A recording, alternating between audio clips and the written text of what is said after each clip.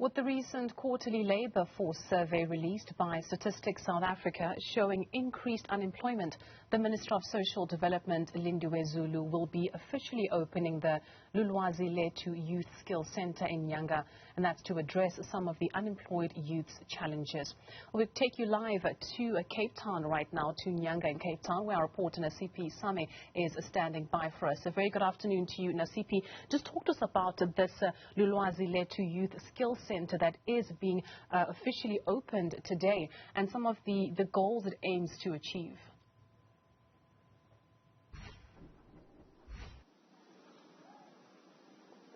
Well, Kiyo, just a quick update. We have moved from Nyanga, currently in Delft. The minister is very busy today.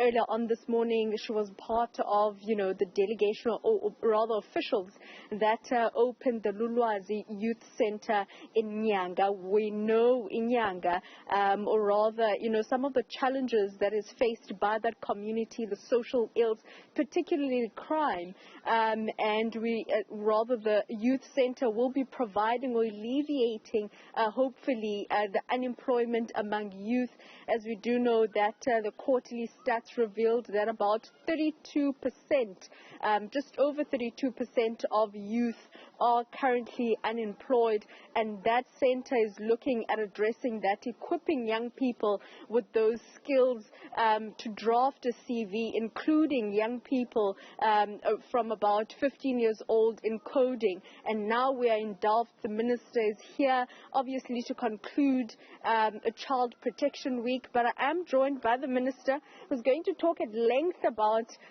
some of the events that she attended today, particularly the one that we were at this morning in Nyanga. Thank you very much for the opportunity. It really is a pleasure for me to be here to close Child Protection Week. I would like to say to our communities, Child Protection Week is just a short period of highlighting the challenges that are faced by children, but also it is a week to highlight government's plans and what government does to make sure that children and communities are supported, including families, because the Department of Social Development is responsible for the well-being of each and every individual in our society, but however we focus more on the most vulnerable.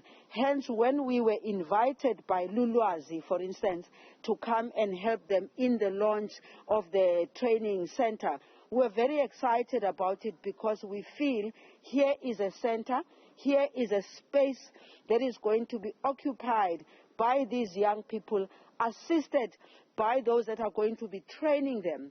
But my message also to them was they shouldn't be assisted only by the ones who are going to be training them. They should look within the communities. Who are the people within the communities, some of whom actually have retired? They retired teachers, they retired nurses, they retired sportswomen and men. And so that center must be beyond what Lulwazi is doing in terms of computer literacy, in terms of coding. It must be a center that is a buzz and teams up with young spirit and young people coming almost there to drink knowledge. Having centers like Lulwazi in communities like Nyanga, where we know social ills impacting the youth, including young people, how important is it to have those centers in various communities like Nyanga? It's very important because as government, working together with communities, working together with NGOs, we need to find vehicles of occupying these young people so that we can remove them from the streets, so that we can remove them from exposure of drugs and substance abuse, so that we can remove them from social ills during the day. But when all is said and done, they still have to go back to the same communities. It is for this reason that I believe, as a Minister of Social Development is about health. Social development, Child Protection Week is about health. Child Protection Week is about education. Child Protection Week is about human settlement. Child Protection Week is about even the parents being able to do something like have jobs where they can take care of the children. So when we highlight Child Protection Week, yes, we can talk about the services that are provided by the Department of Social Development, but my view is that all other government departments need to pay attention to the issues of children. The Minister of Police, by the way, we work very well with him because of the safety side of it, because of the violence against women and children. We work very well with the minister. I work very well with all ministers, but I'm saying to the department, can we step up in terms of mobilizing that on a week like this? Each and every minister can talk about what in their space they are doing to improve the lives of children. And how important is these campaigns that you have during this Child Protection Week to play out throughout the year in ensuring that children are protected? The department took a decision, just like we took a decision about gender-based violence, that this is a scourge that has to be dealt with 365 days a year, 24/7. The same thing with children. If we want to see the future, we have to make sure that the foundation from where these children are right now is creating doctors, is going to be making doctors, engineers, everything that is today, and especially because today it's technology everywhere that you go.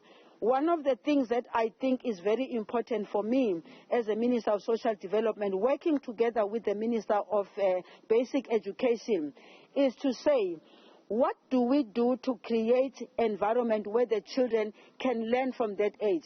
You see, this engagement I had with the children here in Delft, I asked one girl, have you ever thought about what you want to be? And she's already at 15. Have you ever thought about who you want to be, what you want to be? Her answer was very honest and frank. I've never thought about it because my mother has always told me what I should be. My parents told me what they think I should be. So that needs us to sort of like break it down that and take a step back and say, if we are talking about the unemployment figures that have gone up right now, and you have economists telling us that part of the problem is the fact that many of the people who are looking for jobs do not have the necessary skill. Are we going to wait until the child or the child finishes matric and goes to university, college, before we start looking at what is the output? This is the time, during this week of Child Protection Week, where we as the Department of Social Development, working with other departments, we must look further and say, what would be the output of these 15 and 16-year-olds who are here today? In fact, we had 13 and 14-year-olds. What we need to do is to say to the principal, for instance, of the school here in Delft, I see you've got innovation, achievement, integrity, all that. When do you begin to teach these children this thing? Do you start teaching them only when they get to high school, or do we start now? And of course, as you can see, it's written on the walls. It means this school in particular is looking at all those things with the children who are still at primary school. And then, Minister, in closing Child Protection Week, what message do you have to communities, to parents, to ensure that they do continue protecting children? I want to say to parents in particular, it is your responsibility also to take care of children. It is your responsibility to know when they come back from school, do they have homework or don't they have homework? It is your responsibility to try and instill in them self-worth, so that when a 13-year-old is asked, have you ever thought about yourself? The 13-year-old mustn't say, no, I'm always told by my mother what I'm supposed to be. That is not to remove the responsibility of the parents. I told them in there, you've got to respect your parents, you've got to respect your community. So it's about parents taking responsibility. And I know sometimes it's hard for parents because they have to run to work, they come back late, especially mothers who are in the township. They carry a greater burden because they have to work and they still have to come home and take care of their children. The second message that I would like to send is, communities must be united to take care of their children.